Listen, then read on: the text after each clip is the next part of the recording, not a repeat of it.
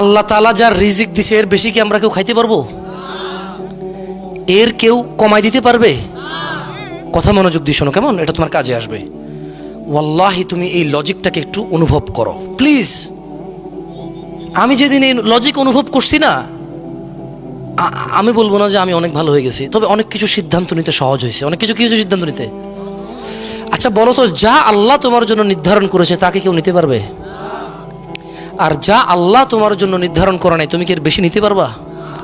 তাই তুমি যদি একটা মেয়ের সাথে অবৈধ সম্পর্ক করে প্রেম করো, জানা করো, তোমার আল্লাহ রিজিকে যতটুকু তৃপ্তি লিখেছিল, তোমার রিজিকে শারীরিক সুখ যতটুকু আল্লাহ লিখে রেখেছিল, তোমার রিজিক আল্লাহ যতটুকু যৌবন লিখেছে, ওইটা ওখান থেকে কমে যাবে। তো তুমি খেয়ে ফেলছো না, ওইটা নিয়ে নিছো না, ভোগ করে ফেলছো না, ওটা তোমার ভাগে চলে আসছে না। তখন তুমি বিয়ের আগে যতটুকু অংশ তোমার রিজিকে নষ্ট করে দিয়েছো যৌবন, ওই বিয়েতে আর তোমার বাকিটুকুই থাকবে। আর যদি তুমি এখন তোমার যৌবনটাকে হেফাজত করো, কার জন্যে? আল্লাহ তোমাকে যেদিন কোনো ছায়া থাকবে না আল্লাহর আরশের ছায়া ছাড়া, যেদিন মানুষ ঘামে ডুবে থাকবে হাঁটু কোমর গলা পর্যন্ত, ওই দিন আল্লাহ তোমাকে আরশের ছায়ার নিচে আশ্রয় দেবে।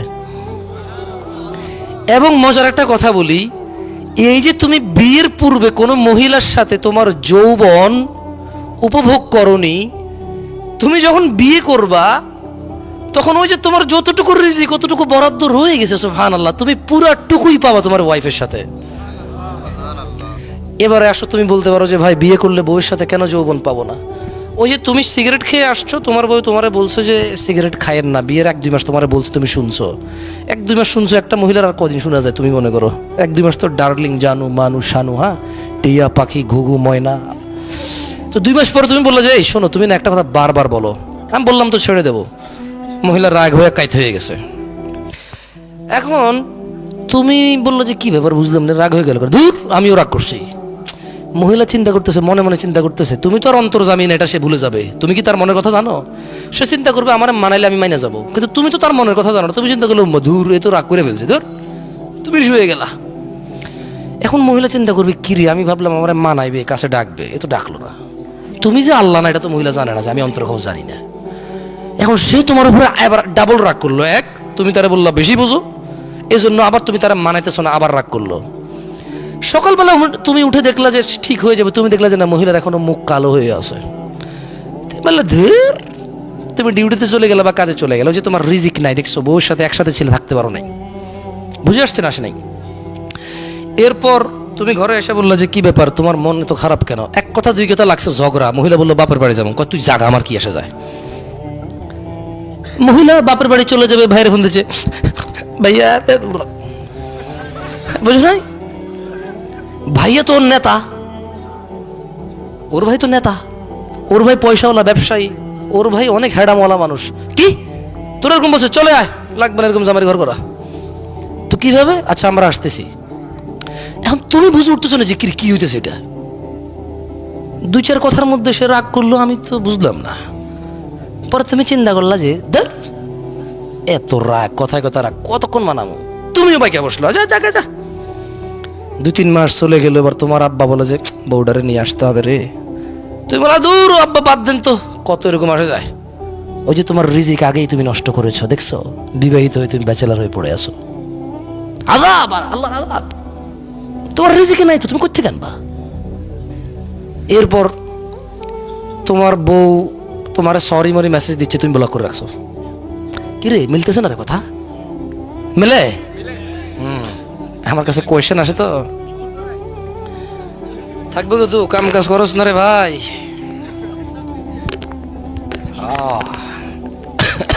তোমার বোনেরও তো তোমার মতো কারো কাছে বিয়ে দাও না। তোমাদের মধ্যে কেউ আসো যে তার বন্ধুর সাথে বোন বিয়ে দিবা? ওরকম লোকের সাথে বন্ধুত্ব করো তুমি মিয়া? ফাইজলামি করো, আবার সাধু সাজু আমার সামনে এসে বাপের বদনামি করো। কে তোমার বন্ধু? কে তোমার বন্ধু? কে তোমার বন্ধুটা? কে বলো? তুমি এমন এক লোকের সাথে চলো যার সাথে তুমি বোন বিয়ে দিতে রাজি নাই, কারণ তুমি জানো ও কত খারাপ। তো তুমি তো তোমার কাছে, তুমি তার কাছে তো তুমি এরকম খারাপ, সেও তো বিয়ে দিবে না। আর যাই হোক, টপিক থেকে বাইরে না যাই, জেনা নিয়ে কথা বলতেছি। কি নিয়ে? জেনা নিয়ে কথা বলতেছি। তো এখন 2 মাস পর ব্লক টক করে দিছো, এরপরে তোমার বউ মার মোবাইল থেকে মেসেজ দিছে, আচ্ছা আমি দুঃখিত বললাম, তো ঠিক আছে তুমি যা বলবা তা করবে, এরপর আর তোমার বলবো না সিগারেট টিগারেট খাইও না, হ্যান ত্যান বকে সে বলে দিছে আবেগী, একবারে বিশাল লম্বা এক চিঠি পাঠা দিছে। এই একটু একটু তোমার মন ভাঙলো, তুমি নিয়ে আসছো, এরপর তোমরা আছো সুখে শান্তিতে। আবার হঠাৎ তোমার রাত্রে লেট করে ঘরে ফেরা, অথবা তোমার মোবাইলের মধ্যে মেসেঞ্জারে কারো মেসেজ দেখে বউ খেপে গেল, চেতে গেল, বা তুমি বউকে ফোন দিয়ে দেখলে যে বিজি, বললে যে তোমার মোবাইল বিজি কেন? বলে যে ও না আম্মার সাথে কথা বলতেছি। আরেকদিন তুমি বললে তোমার মোবাইল বিজি কেন? বলে যে না আম্মার সাথে কথা বলতেছিলাম, আপা ফোন দিছিল। তুমি একদিন বললো যে আচ্ছা আজকে আগে ওর আম্মারে ফোন দিব, আগে পরে ওর আপারে ফোন দিব, পরে ওর খালুরে খালারে সবাই ফোন দিব, তারপরে ফোন দিব, দেখি আজকে কার লোক কথা কয়। তুমি সবাই ফোন দিয়ে বললো যে হ্যাঁ তোমার মোবাইল ব্যস্ত পেলাম কেন? বললো যে তোমার ও আম্মুর সাথে একটু কথা বলছিলাম। বলে তোমার আম্মুর সাথে এখন আমি একটু কথা শেষ করছি। এখন তোমার বউ বললো যে ছি তুমি আমাকে সন্দেহ করো। তুমি আশ্চর্য সন্দেহ কেস, এটা তো বাস্তবতার সন্দেহ। তো আমি যদি অনুমান করতাম তাহলে না সন্দেহ, তুমি তো মিশে কথা কইছো, সন্দেহের কেউ তো কনফার্ম। কার সাথে কথা বলছো বলো? এরপর বলছে যে না বুঝছো, তুমি তো রাগ করবা জেনে আমি বলি নাই, ওই ওই যে মানে আমার ফুফাতো ভাই, তুমি এবার কি মনে করো, এই জন্য আমি তোমার বলি নাই, ভুল বুঝো কিনা। আচ্ছা আমি তোমার সাথে কথা বলা দেবো একদিন ভাইয়ের সাথে। তুমি কিন্তু বললাম বাহুরে, ওর ফুফাতো ভাই, ওর ফুফি হলো একটা, ফুফির মেয়ে হলো 60টা, এ কোন ফুফাতো ভাই? ওর তো কোনো জারস ফুফাতো ভাই আছে বলে আমি জানি না, তো এই ফুফাতো ভাই করতে গা।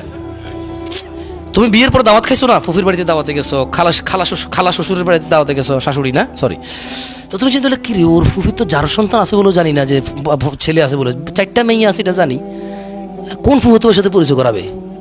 তুমি গেলে খেপা দেখছো, আবার তোমার বউয়ের সাথে তোমার শুইতে এখন ঘৃণা লাগে। অথবা তোমার মোবাইলে মহিলা বলছে যে আই লাভ ইউ জানু, কবে বউকে তালাক দিয়ে আমাকে আপন করে নিবা। বউয়ে মেসেজ দেখা বউয়ের ঘৃণা লাগে তোমার সাথে শুইতে, তোমার সাথে থাকতে। এমন অবস্থায় তুমি তোমার রিজিক থেকে বঞ্চিত কিনা? ছোট ভাই আমার, নির্জনে যৌবন নষ্ট করিও না। You understand what I am saying? তুমি বুঝছো আমি কি বলছি? একাকিত্বে নির্জনে নিজের যৌবন রিজিক, এটা কেমন আমি তোমারে বলি, ওয়াল্লাহি তোমাদের কি হয়েছে ছোট ভাই আমার, তোমরা কেন জিনিসটাকে সহজে নাও না? এরকম মেরে পাশ ভি পেশা হাসি একটু মন, একটু দেখো হাসলে তোমার ইচ্ছা। দেখো একজন ধরো তো, এটা এইভাবে ধরো, হ্যাঁ ই তো গয়া। আচ্ছা এটাকে আমরা রিজিক বলি না? কত টাকা আছে এখানে? কত আছে? কেন নাই? 100 কই? ফেলে দিছি, চলে যায় নাই। কি করছি? ফেলে দিছি। মদ খাইছি, কি করছি? মদ খাইছি, কি করছি? আর কত আছে? এখন এখন আমার সম্পদের মধ্যে কত টাকা আছে? এই 100 টাকা ঘষাঘষি করলে, এই 100 টাকাকে দিন রাত 24 ঘন্টা ফু দিলে 200 হবে? বালিশের নিচে রেখে দিলে, ফজরের পরে উঠে বগলের নিচে রেখে দৌড়াদৌড়ি করলে, হ্যাঁ হবে? 200 হবে? তো যৌবনটা তো এমন, তোমাকে আল্লাহ যতটুকু দিছে তুমি ওয়াশরুমে ফেলে দিচ্ছ না, তুমি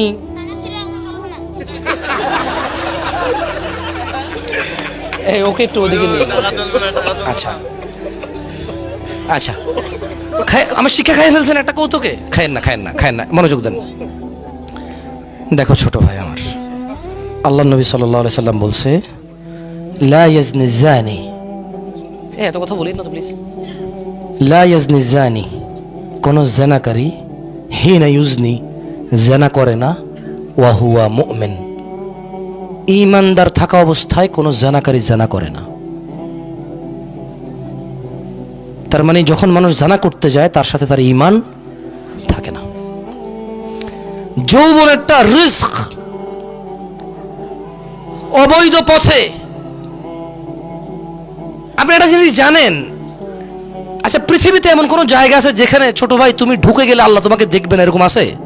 পানির নিচে, হোটেলে, গাছের নিচে, ছাদের উপরে, রাত্রিবেলায় আল্লাহ দেখবে না? দেখবে না? তো আল্লাহর নবী তো বলছে, আয়েশা রাদিয়াল্লাহু তাআলা আনহা বলছে যে ইয়া উম্মাতা মুহাম্মদ, হে উম্মতে মুহাম্মদরা, মা আহাদুন আগিয়ারা মিন আল্লাহ, তোমাদের মধ্যে আল্লাহর চাইতে অধিক মর্যাদার কারণ নাই। আইয়ারা আবদাহু ওয়া আমাতাহু তাজনি, আল্লাহ তার কোন বান্দা বান্দিকে জানা করা অবস্থায় দেখতে চায় না। কি অবস্থায় দেখতে চায় না?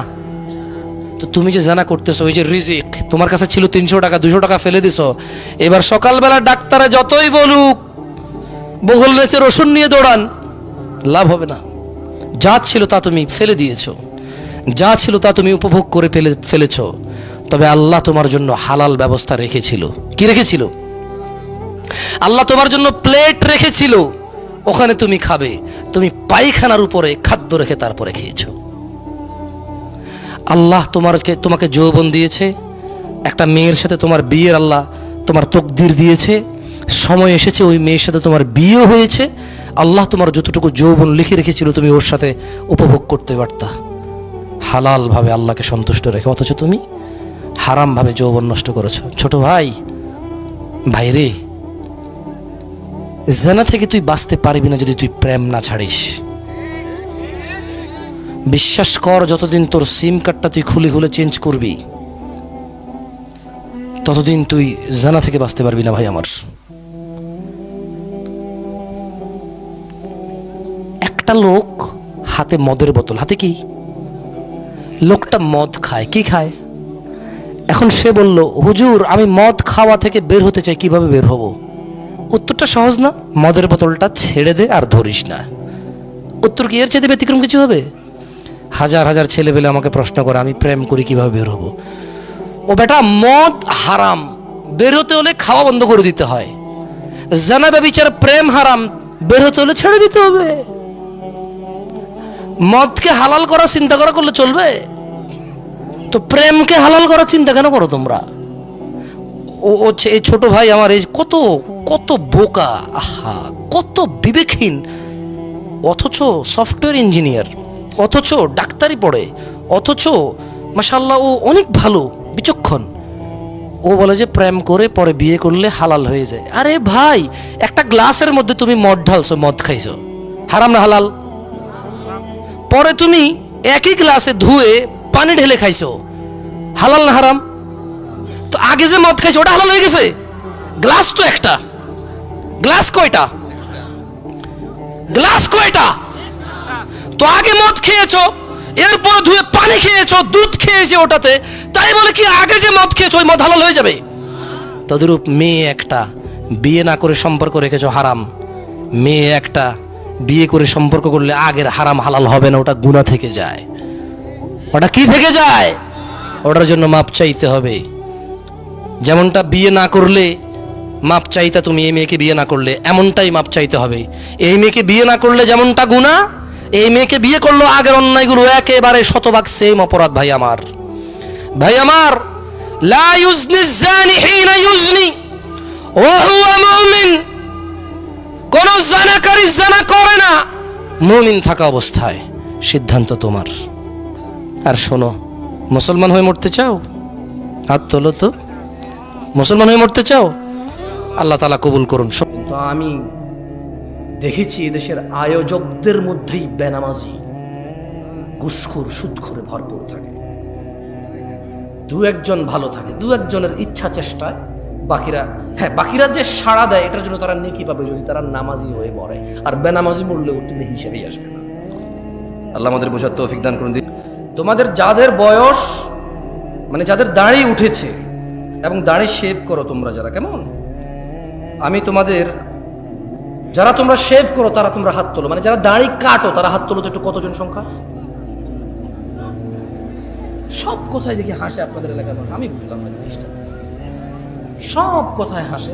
তুমি তো দাড়ি কাটো, হাত তুলছো না কেন? কেউ ভিডিও করবে না, কেউ ভিডিও করবে না।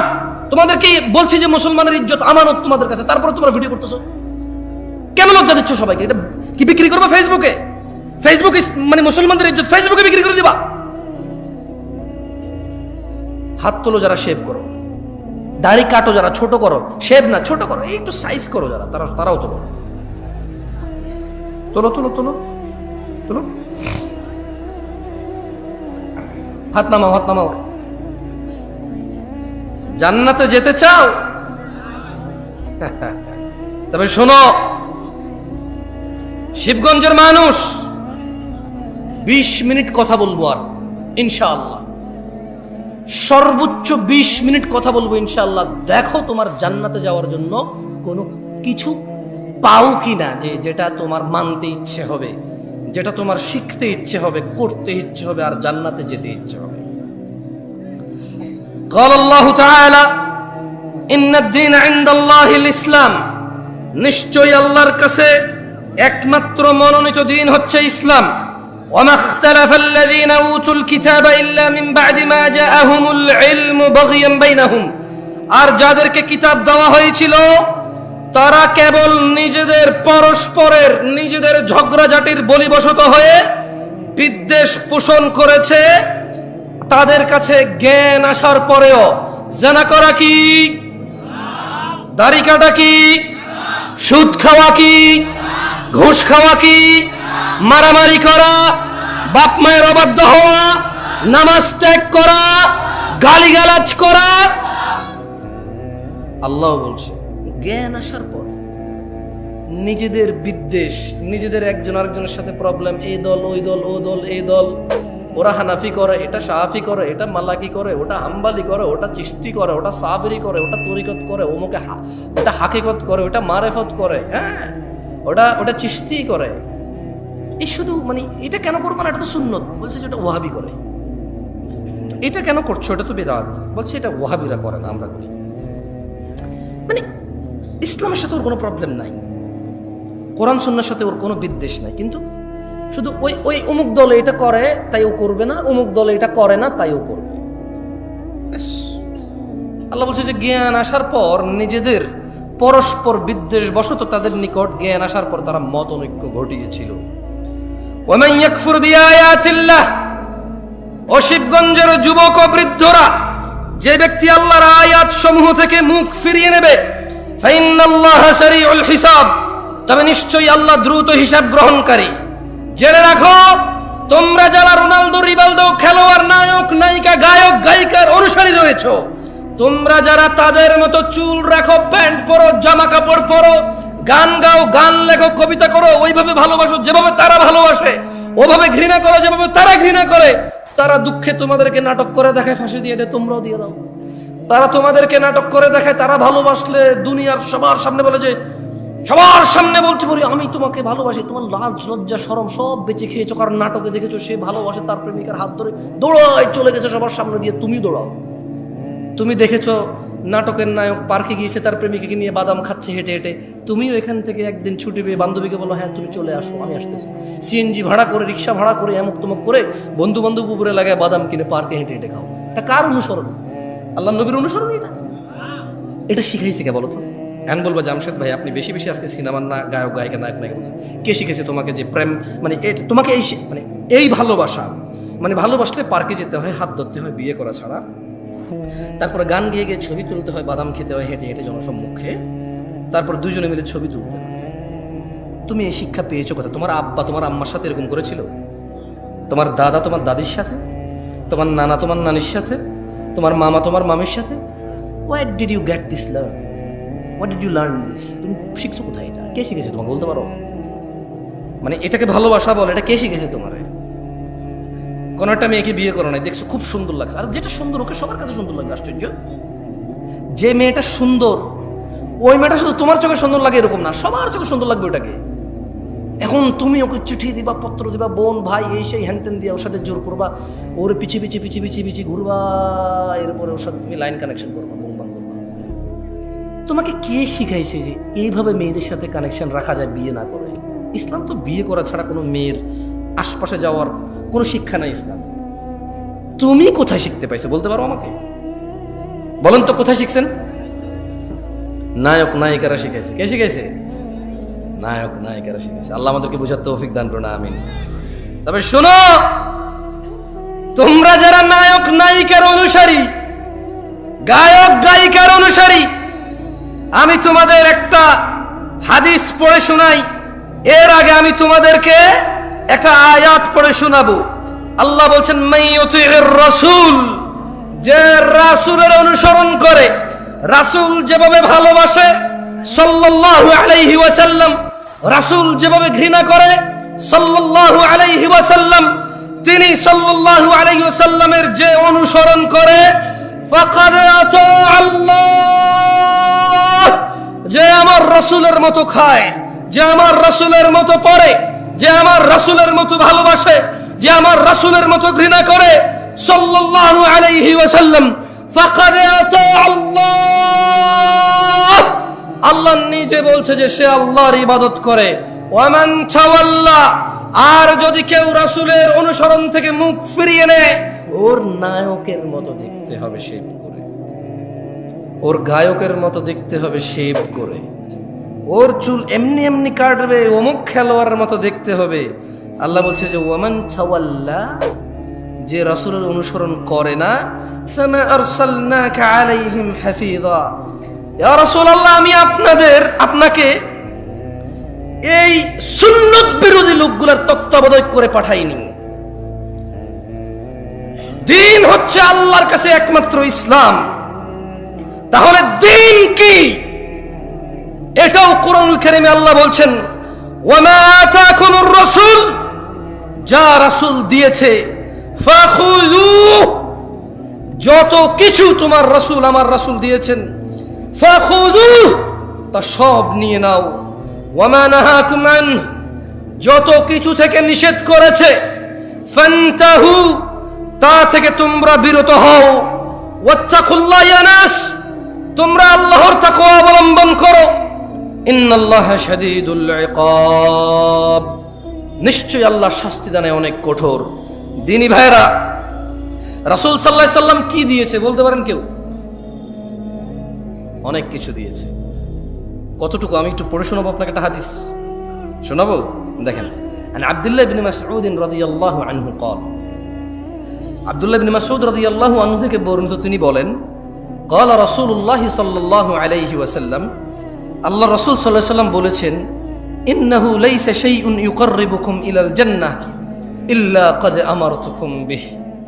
আব্দুল্লাহ ইবনে মাসউদ বলতেছেন রাদিয়াল্লাহু আনহু যে আল্লাহ নবী সাল্লাল্লাহু আলাইহি ওয়াসাল্লাম বলছে যে নিশ্চয়ই এমন সকল কিছু যা তোমাদের ইউকাররিবুকুম ইলাল জান্নাহ, যা তোমাদের জান্নাতের নিকটবর্তী করে, ইল্লা ক্বাদ আমারতুকুম বিহি, কোনো কিছু আমি নির্দেশ দেওয়া থেকে বিরত হইনি। কোনো কিছু, এমন যত কিছু আছে তোমাকে জান্নাতের নিকটবর্তী করবে, আমি সব কিছুর আদেশ করেছি। ইন্নাহু লাইসা ইউকাররিবুকুম ইলাল জান্নাহ ইল্লা ক্বাদ আমারতুকুম বিহি ওয়া লাইসা শাইউন ইউকাররিবুকুম ইলান নার ওয়া লাইসা শাইউন ইউকাররিবুকুম ইলাল জাহান্নাম ওয়া লাইসা শাইউন ইউকাররিবুকুম ইলান নার, আর এমন কিছু নেই যা তোমাদের জাহান্নামের নিকটবর্তী করে, ইল্লা ক্বাদ নাহাইতুকুম আন, যা থেকে আমি তোমাদের নিষেধ করি নাই। সুবহানাল্লাহ। আল্লাহ নবী বলছে যে এমন সব কিছু আমি তোমাকে বলেছি যা জান্নাতের কাছে নিয়ে যায়, এমন সব থেকে তোমাকে বারণ করেছি যা তোমাকে জাহান্নামের কাছে নিয়ে যায়। দিনী ভাইয়েরা, ইসলাম, আমি একটু আগে বলেছি উপস্থিত শ্রোতাদের মধ্যে অনেকেই ফজর আর এশা পড়িনি আমরা। এটা বিচিত্র নয়, আপনি ভাবছেন আমি অবাক হব এটাতে, আমি অবাক নই।